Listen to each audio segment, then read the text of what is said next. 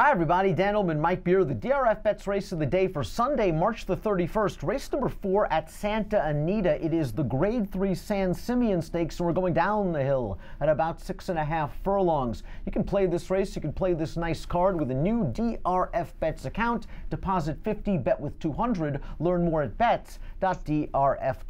Let's meet the field of downhill sprinters in this year's San Simeon, and you can access free formulator past performances for the race on the Race of the Day event page at DRF.com. Download them, handicap along with us. We'll take the field in post position order, beginning with the horse to catch and beat. That's the number 1 Conquest Tsunami, who has all the fast races, seems like a downhill turf specialist, and could be loose on the lead.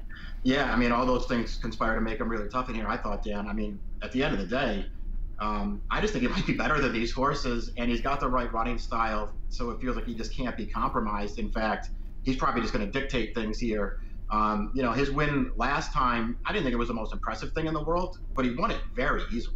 He won very, very easily. I agree with you. Maybe not the most visually appealing performance, but he was able to get loose in that race, and he might be able to get loose once again, as we see from the Timeform US Pace Projector, which has the number 1 Conquest Tsunami clear in front. And Peter Miller worked this 7-year-old pretty hard at Santa Anita. Ran him 3 times in January alone. I like that he got a little bit of a break after that last win. And like many of Miller horses, again, training at San Luis Rey, away from all those problems at Santa Anita, I would expect him to be sharp for this performance in the San Simeon. The 2 is Lawabiding Citizen, who on his best day is capable of popping a triple-digit Beyer speed figure, going 6.5 furlongs. They tried to stretch him out to a mile last time out. It's a little bit too far for him, and that was a race where the pace kind of just fell apart. There was another stretch-out sprinter in that race, good old Calculator. He made the lead. Law-abiding Citizen tracked, and they paid the price when some decent optional claimers came and got him. As a matter of fact, True Valor, the troubled 3rd-place finisher, came back to win the Grade 3 Thunder Road with a 95. Maybe Diego Pereira can sit a little bit of a trip with Law-abiding Citizen, but he's hoping someone puts heat on the chalk. Yeah, I do think he could sit a good trip in this race, and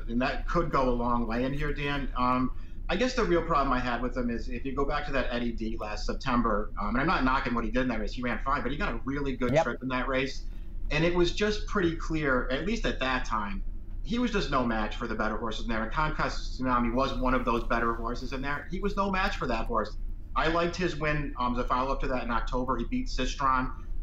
He won it by a nose. I personally thought he won it a lot easier than that. I thought it was a measured win. In a lot of ways, I think he's the 2nd best horse in the race, but I think it's a pretty big gap between him and the favorite.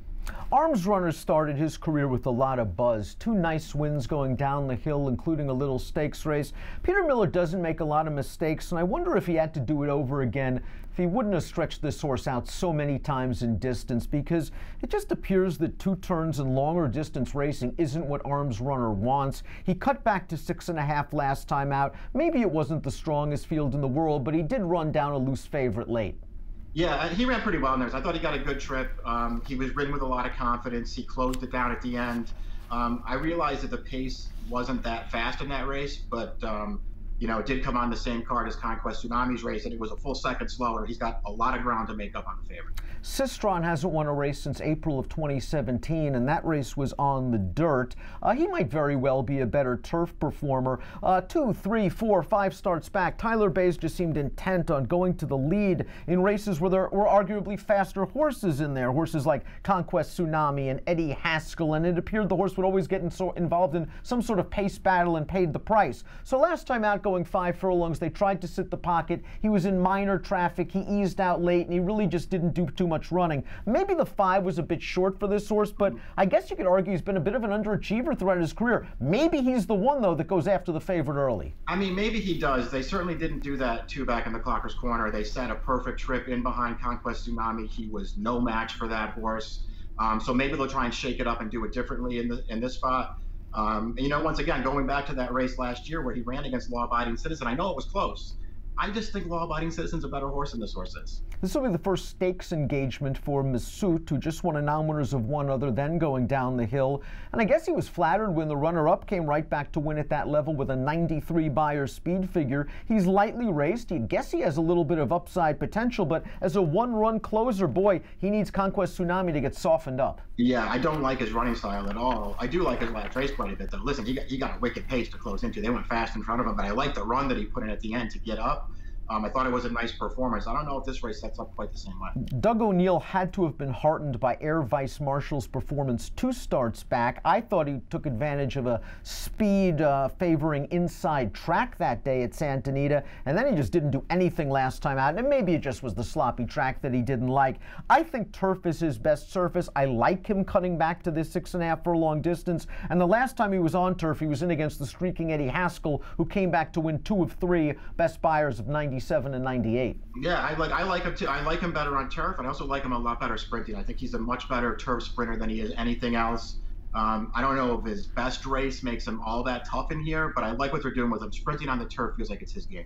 La Sardane takes on the boys for Team Valor and Neil Drysdale. And this is another turnback candidate that I think will be more effective at these shorter distance races. And she has to be extremely pleased that she won't be seeing Vasilika in the paddock this time around. All that mare seems to do is win. And if you throw out those 2 races, she was in against some tough boys like Mr. Haverkamp. Her races at Belmont in the spring of 2018 were pretty good, Mike. Yeah, she is pretty good. I don't mind them going shorter with her. I think that's okay for her. Is she quite up to the level of the good Conquest Tsunami? She might not be. You know what I like about her, Dan?